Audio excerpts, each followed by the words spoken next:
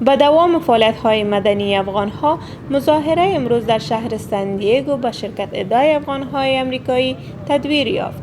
بر اساس سروی فعالان افغان مقیم ایالت کالیفرنیا که در سال 2020 انجام داده شده بود، نفوس افغان‌ها نزدیک به 250,000 تن نشان می‌داد که اکثریت آنها ساکنین شهرهای ساکرامنتو، سان فرانسیسکو، لس آنجلس و سن دیگو می باشند. باشندگان افغان امریکایی در این ایالت در چند ماه پسین مظاهرات و اجتماعات گوناگون و مناسبت‌های مختلف بر راه انداختند.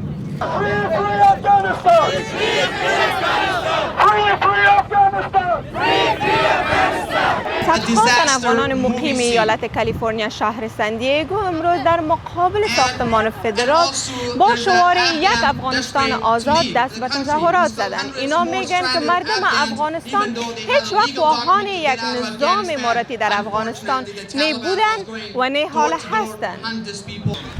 ما افغانایی که چی در داخل افغانستان هستیم چی در بیرون از افغانستان هستیم به هیچ عنوان ما حکومت طالبان، حکومت امارت طالبان قبول نداریم و خواهان نداریم. ما خواهان یک حکومت هستیم که همه اقوام، همه مردم در او خود دخیل و سعیم ببینه و بتونه ممثل اراده ملی مردم افغانستان باشه. این مظاهره کنندگان در برابر طالبان ایستادند و آنها میگویند که جهان نباید در برابر خواستهای ما خاموش باشند.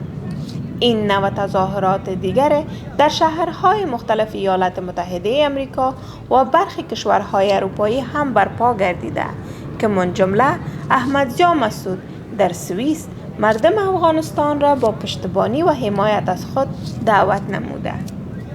خواست عمومی معترضان از طالبان این بود که حقوق زن را در عرصه کار و تعلیم رعایت کنند. نیلاب سرابی زن افغان است که می‌خواهد صدای زنان افغان باشد. به گفته او کسانی که صدایش در گلو خشک شده و جامعه جهانی نشنیده است. در بین مردم افغانستان زنهای با سواد سیاسی، سواد اجتماعی، سواد فرهنگی داریم و زمانی که روی در جلسات ملل متحد وقتی که نمایندگی از زنهای افغانستان صورت میگیره باید زن باشه که در افغانستان زاده شده، درد افغانستان درک میکنه و نماینده زنهای افغانستان باید زن از افغانستان باشه.